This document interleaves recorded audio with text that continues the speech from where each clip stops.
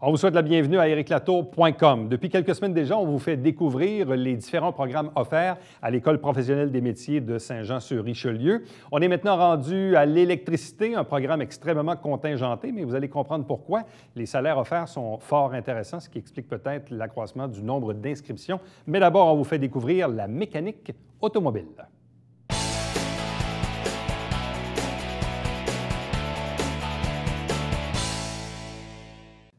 On avait commencé ça avant les fêtes et on a poursuivi. On vous fait découvrir les 23 programmes offerts actuellement à l'École professionnelle des métiers de Saint-Jean-sur-Richelieu. On est maintenant rendu autour de la mécanique automobile. 3 invités pour en parler. D'abord, l'enseignant Benoît Reed. Bonsoir à vous. Bonsoir. Accompagné de 2 de ses élèves de 2e année. D'abord, Alexandra Plourde. Bonsoir. Bonsoir. Accompagné de Jonathan Guérard. Bonsoir et bienvenue. Bonsoir.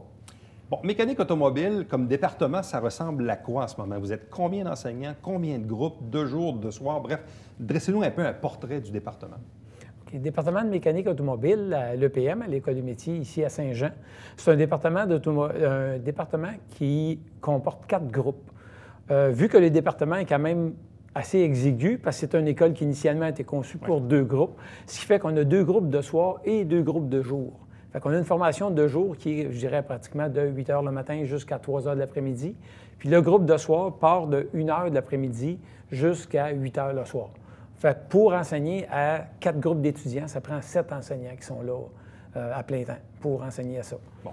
En même temps, c'est un programme aussi qui est assez complet dans la mesure où on parle initialement de 1800 heures.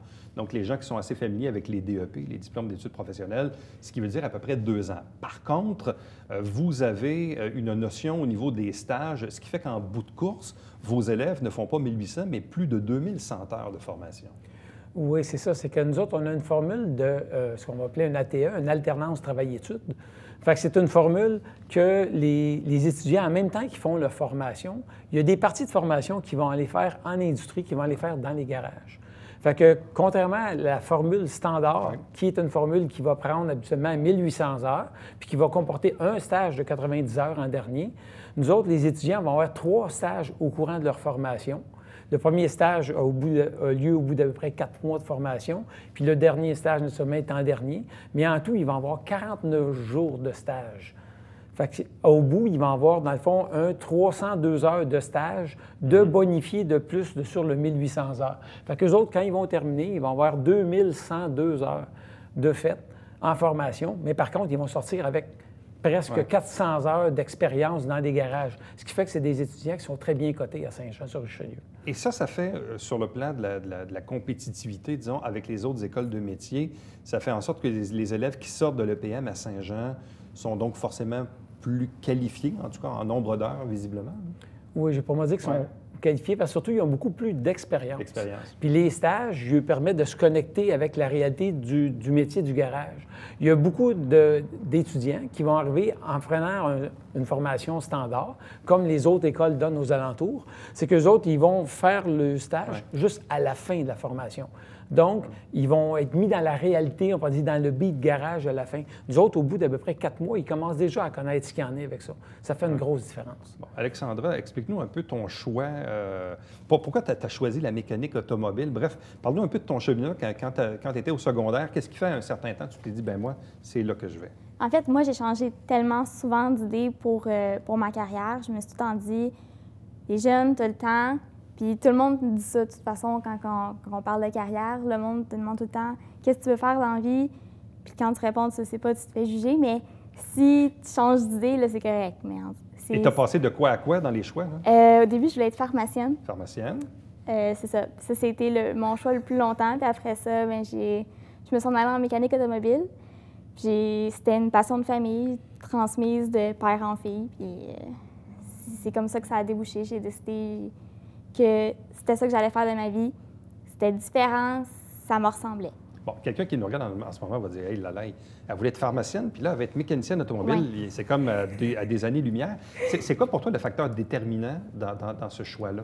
Bien, c'est que j'ai eu un poste dans un laboratoire, dans une pharmacie. Puis, avec l'expérience, j'ai réalisé que je ne voulais pas passer ma vie dans un laboratoire, que c'était pas fait pour moi, que j'avais besoin de quelque chose qui était moins routinier, qui était moins comme si on peut dire, vraiment ça, routinier, qu'on fait souvent les mêmes tâches, puis c'est beaucoup plus diversifié en mécanique automobile. Bon, dans ton cas, toi, Jonathan, c'était quoi le facteur déterminant pour que tu t'inscrives en mécanique automobile? Moi, c'est mon père, il m'a initié à la mécanique depuis que j'ai environ 6 ans. Je suis partout, j'ai un garage automobile chez nous. C'est pas une grosse compagnie, mais tu sais, on en fait une fois de temps en temps, puis depuis que je suis petit, il m'a tout le temps montré ses trucs, puis j'ai tout le temps gossé dans les chars, dans les camions, dans les tracteurs, fait que je savais qu'à partir environ vers l'âge de 6 ans que je m'enlignais vers la mécanique, puis c'était sûr à 100% que c'était la mécanique. Bon. Là, actuellement, vous avez dit 4 groupes, donc si les groupes sont complets, ça vous fait quoi? Pas loin de 80 élèves au total? Si les groupes seraient complets, ça ferait 80 élèves. Sauf qu'en mécanique automobile, habituellement, on part un groupe de 22 élèves. OK, ça, c'est le maximum qu'on peut admettre. Puis je dirais souvent, quand les groupes terminent, quand les groupes terminent, souvent, on va avoir des groupes de près 14, 15 élèves après quand ils vont terminer. Parce que plus ça avance, plus ça devient complexe. Puis il y en a un qui s'aperçoivent que c'est pas leur domaine, qui n'aiment pas ça. Puis il y en a d'autres, des fois, qui n'ont pas tout à fait l'aptitude, parce que quand même, la mécanique est assez complexe. Tu sais, c'est pas comme c'était anciennement, il y a beaucoup d'électronique et de choses comme ça. Puis il y en a qui se rendent pas jusqu'au bout. Il y en a des fois, c'est une question financière ou personnelle qui peuvent pas. Ce qui fait qu'habituellement, un groupe, on va terminer 14, 15. Si on termine à 16, on termine avec un gros groupe. Et là, actuellement, dans la répartition, là, ici, on a 2 jeunes étudiants. Mais dites-nous, parce que parfois, il y a des gens qui décident de changer de carrière. Avez-vous également une clientèle adulte plus âgée au niveau de vos élèves actuellement? Actuellement, au niveau des étudiants, mon expérience en enseignement, la personne la plus vieille que j'ai eu à enseigner, c'est une personne de début de la quarantaine. Okay. Par contre, on a des jeunes, le plus jeune qu'on a actuellement dans l'école, on a un qui a 16 ans. C'est du monde qui sort du secondaire, qui sort quand même assez rapidement du secondaire. Fait que, souvent, les groupes de jour sont un petit peu plus jeunes. Parce que souvent, dans la dynamique de jour, on a beaucoup de jeunes qui vont passer du secondaire, puis après le secondaire 5 ou secondaire 4, parce que ça prend un 4 réussi pour aller en mécanique, ils vont passer à l'école des métiers. Par contre, dans les groupes de soir, on a beaucoup de monde, justement, qui vont aller faire d'autres métiers, ou des jeunes, ils vont lâcher l'école, puis après quelques années, ils vont décider de revenir. Fait qu'habituellement, de soir, les jeunes sont plus vieux un petit peu. Bon. Alexandra, évidemment, la mécanique automobile est encore identifiée comme un métier non traditionnel pour les femmes. Es-tu parmi... Vous êtes combien de filles dans les groupes en ce moment? En ce moment, en 2e année, je suis la seule je suis la seule femme qui est là. La seule en 2e année? Je suis la seule en 2e année. En première année, par exemple, ils ont rentré 6 filles. Oh là! Ouais. C'est ça. Ouais. Qu'est-ce qui s'est passé? Non, je ne sais pas. Bien, il y a des groupes. Il y a le groupe qui a terminé l'année passée, qui ont terminé avec 4 filles qui étaient dans le groupe. Il y en a quand même de plus en plus. Même, on est surpris. On a un groupe de jour qui n'a aucune fille dedans. Un groupe de 2e année de jour qui n'a aucune fille dedans. Mais habituellement, de plus en plus, il y a des filles qui s'intéressent au métier. Okay. Ça donne quoi comme ambiance? Parce que, bon, visiblement, si tu dis que tu es la seule, tu es entourée de garçons, qu'est-ce que ça fait comme dynamique actuellement? Ce que ça fait comme dynamique, c'est vraiment qu'il faut que les gars, je les pousse à me respecter. Ouais. Parce que vu qu'ils sont plus nombreux que moi, mais souvent, ça va s'essayer. Puis... La loi du nombre. Oui, c'est ça, la loi du nombre. Mais moi, j'ai démontré que sans respect, tu n'arriveras à rien. C'est vraiment, si tu me respectes, puis il faut vraiment, je pense, qu'on ait un caractère fort pour entrer dans un métier non traditionnellement féminin, parce que, à cause de ça, justement, là, parce que ça fait, vu qu'on est en minorité, souvent, il y a des gens, comme je disais, qui essayent d'ambitionner. Là. Jonathan, qu'est-ce que tu aimes dans ce cours-là? Parce qu'on sait que la mécanique a beaucoup évolué. Aujourd'hui, il faut faire les diagnostics avec l'ordinateur. Bref, c'est quasiment l'élément de base que ça prend. Avant même d'avoir des outils, ça prend un ordinateur. Bref, qu'est-ce que tu aimes le plus, toi, actuellement, là, dans ce que tu as appris en mécanique? Moi, dans ce que j'ai appris, c'est mécanique moteur. Okay. La mécanique interne, puis la mécanique brute. Là, parce que là, dans les modules qu'on est, on est en système ordinaire. Puis là, on embarque dans les ordinateurs, dans les scanners, comme tu parlais. Puis là, ça s'en vient complexe. Là, il y a du diagnostic, puis tu sais... Tandis que moteur, c'est un moteur, tu sais. Si tu testes un cylindre, bien, il va tout le temps te paraître. L'électronique n'embarque pas dans... elle n'embarque pas dans le jeu, là. Fait que... Et ça, c'est un gros facteur, parce que moi, l'année passée, j'ai eu des problèmes de transmission avec mon véhicule, puis le technicien, il dit, vous savez, monsieur, aujourd'hui, il dit, c'est plus vous qui conduisez. Pas très rassurant. Mais tu sais, c'est un peu pour vous dire, quand bien même vous pesez sur l'accélérateur, si l'ordinateur dit non, regarde, t'en auras pas plus. Ça, aujourd'hui, c'est quoi l'importance, disons, de l'électronique dans nos véhicules, puis dans ce que vous devez montrer aux jeunes également? Bien, il faut y montrer, parce que de plus en plus, c'est que les systèmes sont, on va dire, comme assistés par l'électronique ou sont bonifiés par l'électronique. Il reste qu'un système de frein, ça reste un système de frein pareil. C'est des plaquettes, c'est des disques. Moteur, c'est un moteur. Ça n'a pas changé. Un moteur, comme disait Jonathan, des pistons, le kit, ça a resté. Sauf que la gestion du moteur, anciennement, il y avait un carburateur, puis il y avait un système d'allumage qui était simple avec une bobine. Là, on a des systèmes d'injection qui sont beaucoup plus précis, donc plus performants, plus économiques sur l'essence, moins polluants, sauf que ça demande une gestion précise. Puis c'est là que l'électronique embarque par-dessus ça. Fait qu'on a l'électronique, mais il reste la mécanique est là pareil. Comme votre transmission, la transmission elle reste avec des engrenages, la même chose. Sauf que pour décider quand est-ce qu'on change de vitesse, avant c'était des petits câbles puis des tuyaux de vacuum. Avant c'était moi qui décidais, puis là c'est l'ordinateur. C'est ça. À ça, l'ordinateur il décide quand est-ce qu'il change dans ce temps-là. Fait que c'est un peu la différence, mais il faut lui montrer ça parce que c'est ça qui est de nos jours. C'est ce qui fait que la mécanique devient de plus en plus complexe à montrer. Alexandra, est-ce que, justement, quand vous faites le diagnostic, quand vous branchez le fameux scanner, l'ordinateur, est-ce que l'ordinateur dit toujours vrai? C'est une question que moi, je me posais.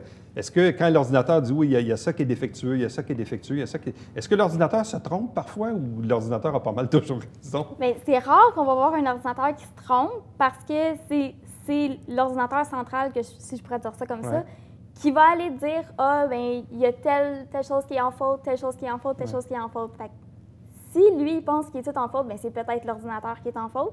Ah, mais parce que ça arrive aussi, puis c'est pas mal plus coûteux que juste une certaine pièce, là, parce que ça commande beaucoup de choses, un ordinateur dans un véhicule. Mais surtout, c'est rare qu'on voit un ordinateur qui va se tromper ou qui va nous donner des fausses données. Bon. Là, toi, Jonathan, parce que tu disais tantôt, bon, il y a un garage à la maison et tout ça. Puis de toute façon, je pense que le taux de placement doit être relativement bon. Les gens qui sortent de vos cours, est-ce que vous avez déjà une petite idée de l'endroit où vous allez travailler? Parce que vous allez finir bientôt, Jonathan? Bien, comme moi, j'ai une idée, je m'enligne plus vers du côté concessionnaire. OK.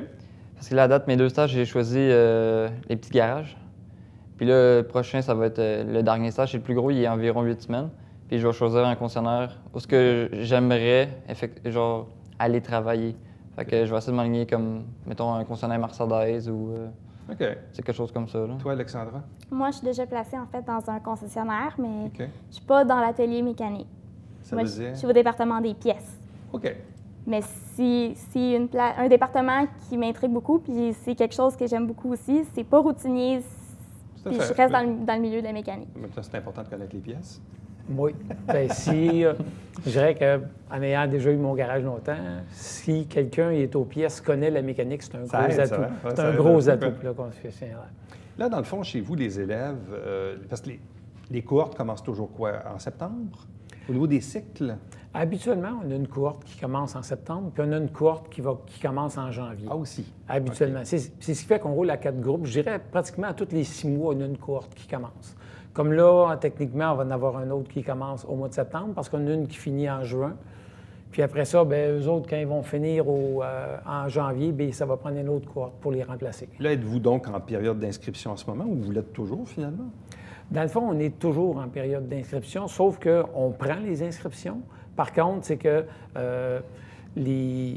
on n'a pas comme un roulement continu. Là. Fait que, on prend les inscriptions, oui, mais les autres, ils vont être appelés au courant de l'été pour être capables de partir, mettons, au mois d'août, où c'est que la nouvelle cohorte va partir.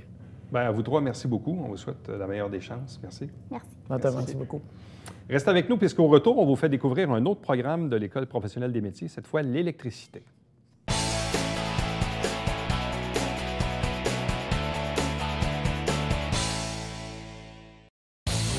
Salut, ici Alexandre Baudouin. Et François Trépanier. François, cette semaine à Sport Express, 100% canadienne de Montréal. Oui, avec Karel Aymar et Marie-Philippe Poulain qui sont avec nous. Me sens comme Vanna White. Oui, la médaille d'or.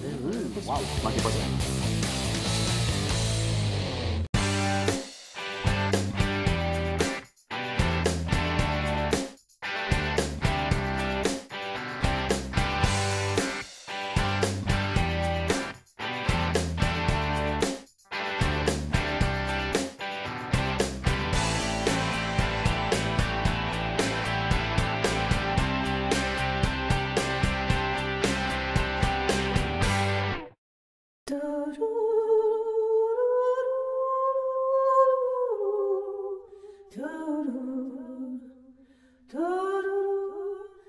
Coulisses Bêta, jeudi, 19h.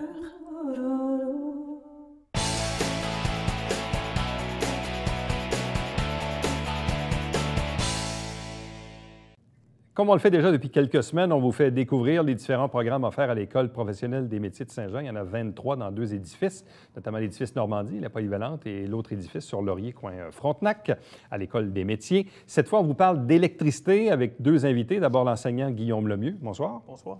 Accompagné d'un élève, Michael Blais. Bonsoir et bienvenue. Bonsoir.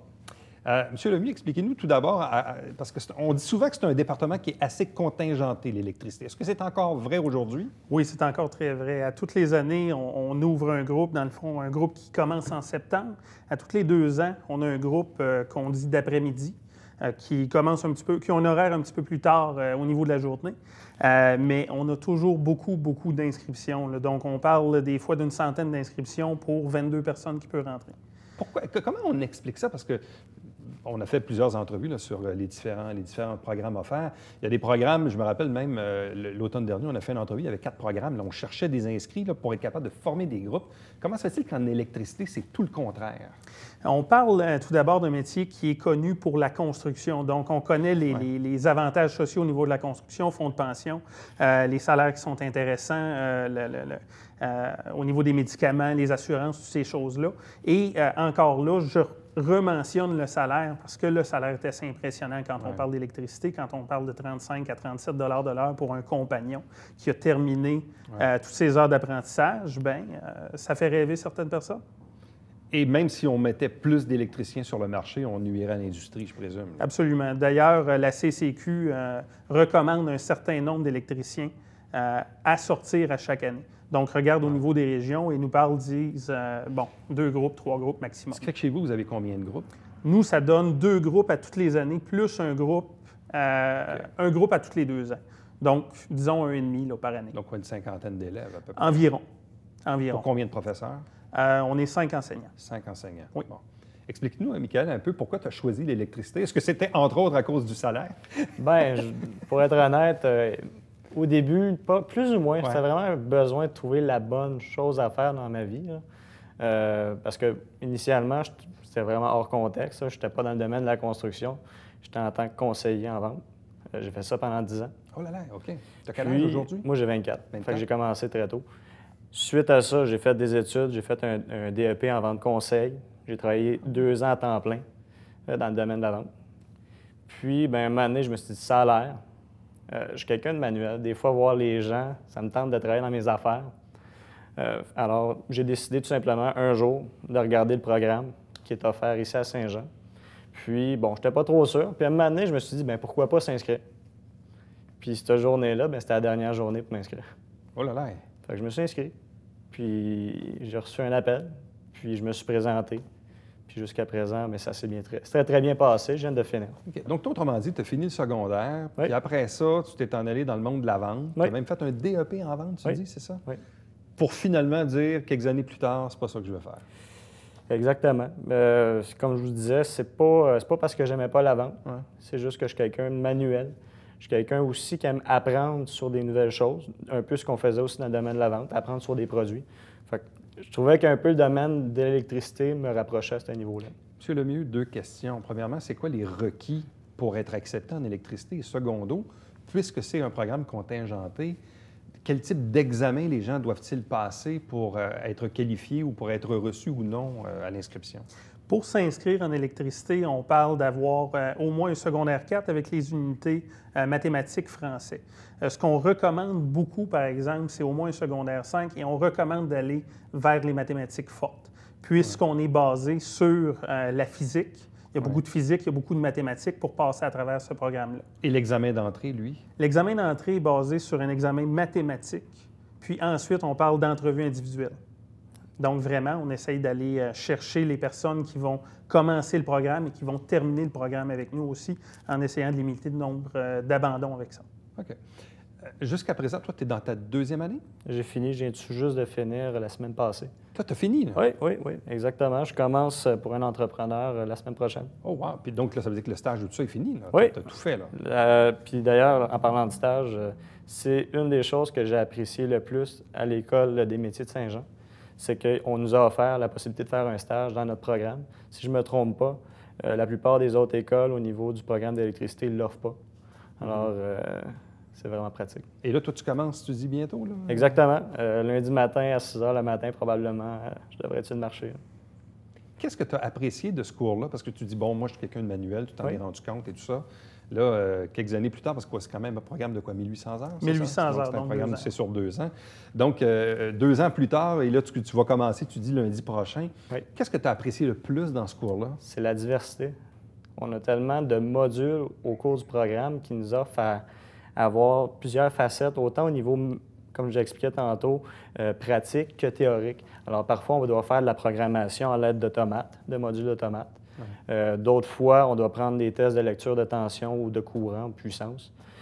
D'autres fois, on doit faire un branchement, tout simplement, que ce soit, exemple, à partir de ce que Hydro nous amène, Hydro-Québec, à partir des poteaux, à la maison, à partir du compteur, au panneau. C'est vraiment... Moi, demain matin, je commence à travailler. Je peux ne pas avoir fait cette tâche-là avant, il y a 2 semaines. Parce qu'il y a tellement de diversité à cet emploi-là. Fait que c'est ça qui est bien le fun. Bon, souvent, puis là, bien, évidemment, c'est pas mon domaine, là, puis c'est le vôtre, mais quand les gens ils sortent de chez vous, là, les électriciens, ils sont classés quoi en termes de licence ou par rapport à la construction résidentielle, commerciale? Bref, il y a comme différents niveaux, je crois, ou différentes classes dans les licences, là. Oui, absolument. On tombe sur le vieux système, dans le fond, qui vient du Moyen Âge. On parle vraiment de période d'apprentissage. Donc, un apprenti va vouloir aller travailler pour un entrepreneur, va vouloir avoir une garantie de 150 heures pour aller chercher ses cartes. Donc, devient apprenti et ensuite, à chaque 2000 heures, peut devenir apprenti 2, apprenti 3, apprenti 4. Et ensuite de ça, au terme de tout ce processus-là, on parle d'un examen pour devenir compagnon. Un examen qui est assez ardu, là, qui est donné par la CCQ. Il y a aussi l'autre côté, qui est le côté hors construction qui existe, donc électricien usine, qu'on voit beaucoup. Et c'est un autre programme qui est parallèle, qui est parrainé par Emploi Québec. Et à ce moment-là, on va retrouver un examen après 5000 heures et plusieurs tâches que les élèves sont obligés de faire. OK. Question néophyte, là. Oui. Le gars qui travaille pour Hydro-Québec, qui grimpe dans les poteaux, lui, il a quoi comme cours? Ça, c'est un autre métier. Ça, c'est quoi? Ça, on parle vraiment de monteur de ligne. Et je pense que c'est monteur de ligne? Oui. Donc, ça n'a aucun rapport avec... Du tout. OK. Du tout. Par contre, le type qui travaille en construction, qui va filer une maison grand complet, ça, c'est votre domaine. Électricité. Et il faut absolument qu'il passe par le DEP électricité pour pouvoir faire ce métier-là. Autant dans le commercial que le résidentiel. Exactement. Mais quand on parle de licence C, c'est ça? Qui est l'ancienne appellation pour compagnon. Donc, la dernière étape du cheminement. Et ça prend plusieurs années. Donc ça veut dire, toi, quand tu vas rentrer lundi, tu rentres comme apprenti première heure. Et il y en a 8000 à atteindre. 8000 heures au total. Avant d'être compagnon. Exactement. Mais sur ces 8000 heures-là, il y a les heures acquises durant le DEP qui étaient 1800 heures. Qui sont comptées. Oui. Alors, au total, 6200 heures. Puis là, après ça, quand tu deviens compagnon, après, c'est quoi l'autre étape? C'est l'étape finale. C'est l'étape finale, oui. OK. À moins que quelqu'un veuille devenir entrepreneur, pourrait aller chercher ses cartes de maître électricien. De maître électricien? Oui. OK, c'est ça la différence. Oui. Bon, là, vous nous avez amené certains outils sur la table, certaines pièces. Bon, on parlait tantôt d'automates, on le voit dans le milieu. Oui. Mais vous avez aussi, les outils de base que les gens peuvent peut-être reconnaître. Qu'est-ce que c'est? Donc, on a un multimètre, là, et on a un ampèremètre, une pince ampèrmétrique, qui sont le meilleur outil, dans le fond, de l'électricien. On parle évidemment d'une énergie qui est invisible. Donc, avant d'aller prendre un choc, on peut aller tester. C'est une bonne idée. Oui, c'est toujours une bonne idée. Très bonne idée. Donc, on est capable de faire beaucoup de diagnostics avec ces instruments-là aussi. Je parle d'un moteur électrique qui irait tirer plus de courant. Donc, il y a des raisons pour ça. On va aller voir, on va faire des comparatifs. On va pouvoir utiliser des oscilloscopes que je crois que vous avez vus avec un autre collègue. Et après ça, on va pouvoir aller analyser l'onde. Évidemment, il y a les outils traditionnels aussi. On a besoin de pinces, on a besoin de tournevis, toutes ces choses-là. En quoi la technologie d'aujourd'hui vient-elle, disons, changer la donne au niveau de l'électricité? Bon, parce que l'électricité, c'est l'électricité. Oui. Je présume qu'on soit en 72, en 82 ou en 2002 ou aujourd'hui, c'est la même affaire. Par contre, en quoi l'évolution technologique a-t-elle une influence sur le domaine de l'électricité? L'influence vient beaucoup du côté industriel. Donc, quand on parle de résidentiel, à moins qu'on parle de domotique, donc si quelqu'un a un gros budget, peut avoir la maison intelligente, ça devient intéressant. Mais au niveau industriel, tout ce qui était fait avant par des opérateurs, bien, on a encore besoin des opérateurs, mais il y a beaucoup d'automatisme qui se fait avec ça. Donc, notre automate programmable, justement, l'électricien qui est habile là-dedans, peut aller programmer toute une machine au complet. Donc, installer des boutons, installer des capteurs, installer des indicateurs, installer des moteurs et contrôler ça avec une machine qui est très, très, très polyvalente, qui est un automate programmable. As-tu entendu un dit? C'est sûr et certain. Je me compte très chanceux d'avoir un emploi dès le début. Ouais. Mais regardez, c'est sûr et certain que j'ai très, très hâte. Bien, à vous deux, merci beaucoup. Merci. Merci. Restez avec nous. Au retour, on vous présente le Bavière quotidien.